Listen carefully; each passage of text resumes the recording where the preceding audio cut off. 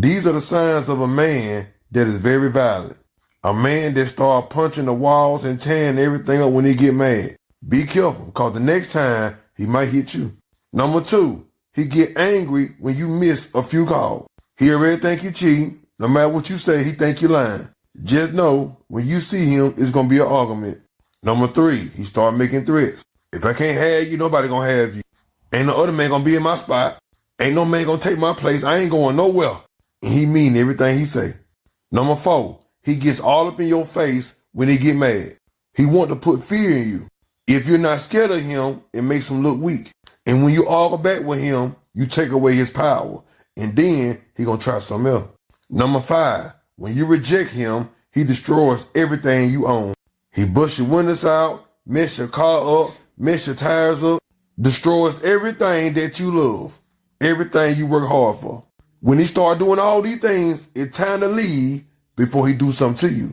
I mean, this point that if I can't have you, no one else will have you.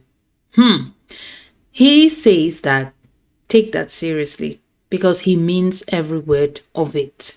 He means what he's saying. Like, he believes in what he's saying, and he will go above and beyond to prove that point. So if he's someone who is saying this, he's making this statement, maybe it's about time to run. Like, run, because it might get worse,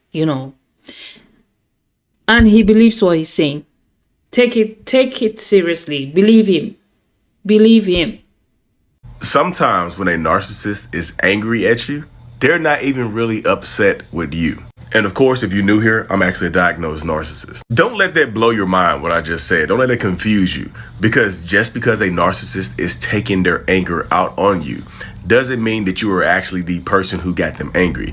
Doesn't mean that you actually contributed to their anger or whatever triggered them. You just happen to be the person that's closest to them that they take their anger out on. They might be going out here in the world cheating on you, and their side piece has angered them or moved on or cut them off, and they come home and take it out on you. They might be addicted to something and they can no longer get a supply from that, so they come home and take their anger out on you. You might not be the trigger. Their anger might not have anything to do with you. You are just the outlet. They see you and you say something small to them and it turns into a huge argument. A lot of times it's not your fault, but you are there right here in this moment, so you get the brunt of it. Like something else is going on in their lives and they don't know how to express that in a healthy way, so they take it out on you. When I tell people their anger or their rage is less about you sometimes than you think, that's what I mean, y'all. When does an angry or controlling man move from being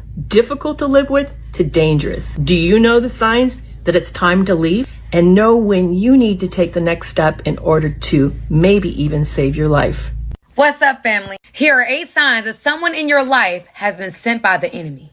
Shout out to Mark the Messenger. You put me on game, sir. So let's get into it, family.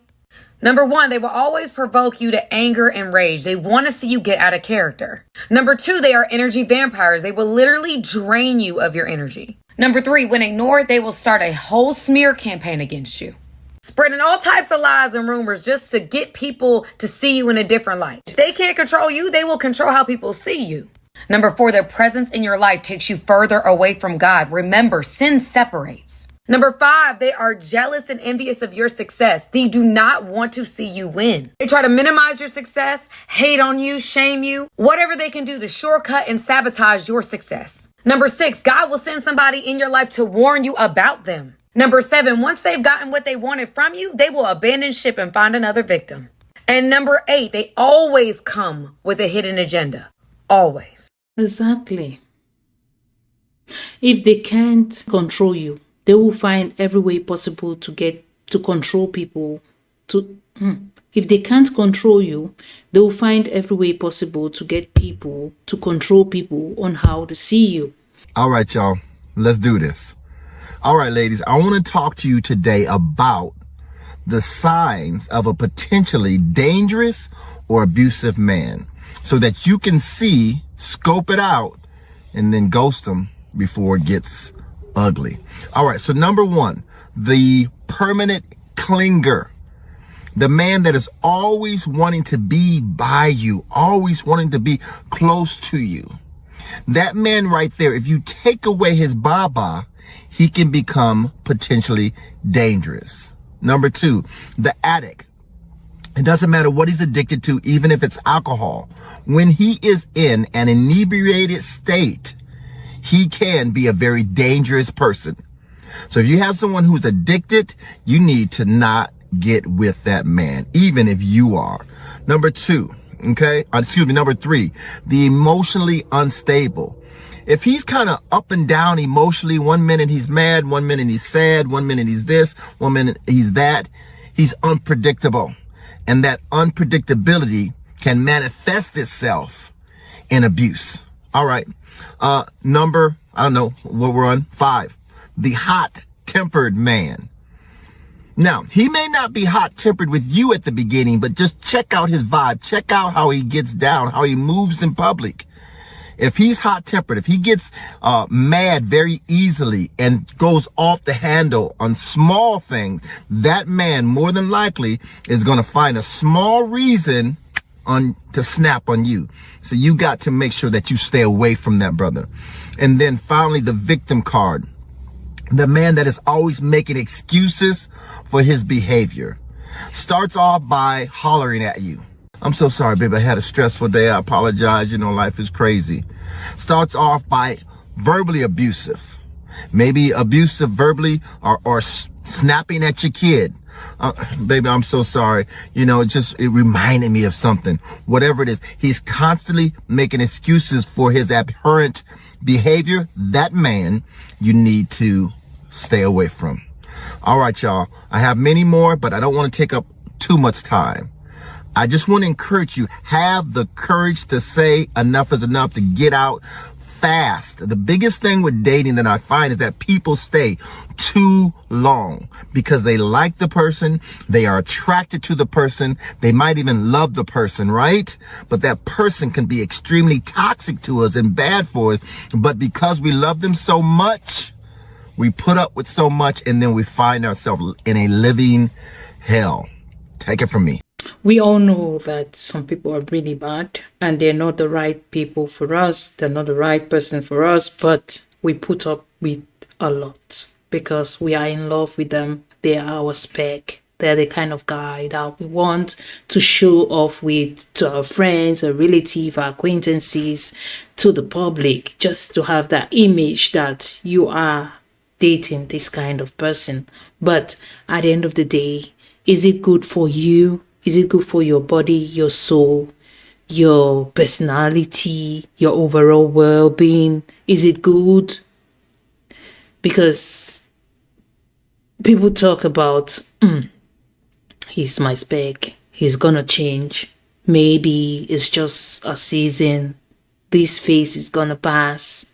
There's gonna be a new phase. And they are always giving excuses, one excuse to another for their bad behavior. Domestic violence is a situation that is extremely hard to get out of for multiple reasons. Trauma bonds are insanely strong. The best way to avoid an abusive relationship is to know the warning signs early. Here are 15 warning signs that your partner is or may become abusive. The first one is love bombing. The ironic thing that so many men comment is choose better men. Many abusers have perfected the art of coming off as a good guy, as a gentleman.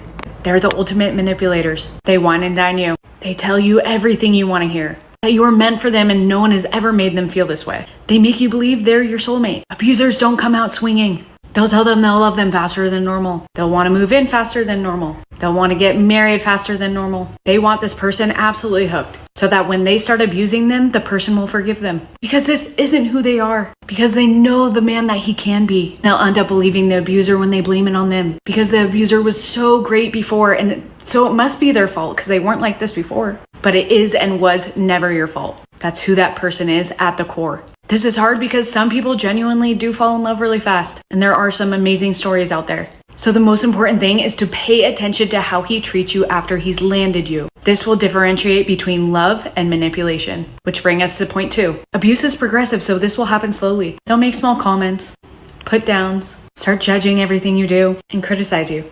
They might even say these things jokingly, but they mean it. Number 3, are they abnormally jealous? Does he think that you're flirting with every guy you talk to? Does he accuse you of cheating out of nowhere? 4, are they controlling? Do they demand you share your location? Do they control what you wear? Do they control who you see? Do they control where you go? 5, you want to pay attention to how they talk about other people, especially women. Do they use derogatory words for women? Are all of their exes crazy? When they see or hear a story about a woman getting hit or raped, do they ask what she did to deserve it? If so, run. 6, pay attention to how he talks about you in front of other people. Does he put you down jokingly? Or does he tell people things that you asked him not to share? 7, does he support your accomplishments? Does he celebrate them or does he belittle them? It sounds trivial, but it's important. 8, do they respect your no or do they guilt you into things you don't want to do? This counts in the bedroom as well. 9, are they quick to anger? Do they pick random fights and blame them on you? Tell you that you just drive them crazy? 10, do they use intimidation? Do they throw, punch, or destroy things when they're mad? Do they drive recklessly during a fight to scare you? Do they block doors or exits to prevent you from leaving? Remember, they will hit things around you before they hit you. Don't let someone gaslight you into believing that that's not abuse because they didn't actually hit you, they just hit the wall. It's abuse. 11, pay attention to how they talk about your friends and family. Abusers want to cut off their victim support system. This starts with family and friends. If they don't like your family and friends, constantly complain about them and forbid you from seeing them. It's a red flag. Many abusers will even make up lies about family and friends to drive that wedge. 12, a lot of abusers will try and make you financially dependent on them, cutting off access to funds, take away your credit cards, or making you quit your job, even if you don't want to, so you have to rely on him. 13, if you feel like you're always walking on eggshells around them, that is a huge red flag. 14, do they gaslight you? Abusers will use gaslighting to sow self-doubt and confusion in their victims. They distort reality to force their victims to question their own judgment and intuition. And lastly, number 15, a past history of violence. If he has a record of domestic violence or restraining or protective orders out against him, run. He'll try and gaslight you by just saying his exes were crazy. And maybe 1% of the time that's true, but 99% of the time it's not, and it's just manipulation. If any of these resonate with you, please reach out to a loved one. I've also included the number to the domestic violence hotline in the caption. I know it's hard, but I promise you there's a better life on the other side. You will find someone who treats you right, and you deserve that. Everyone deserves that. History of domestic violence. Past history of domestic violence keeps coming on. Almost everyone who has talked on this keeps talking about this. So ladies, we should pay attention on this. We should.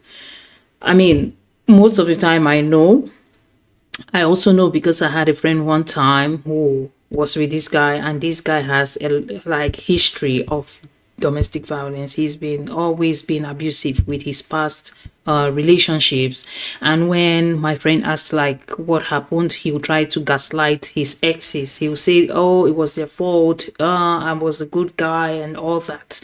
That's a huge red flag. And also, she made this point, of all the points that she made, very good points, but this point got me. She said he will throw things around you. He will start throwing things around you before hitting you. So if it's someone who, when they are so angry, they throw things, they hit things, they throw things around you, mind you, then there will be a time when they will not throw things around you. They will throw it at you, and they will be abusive with you physically.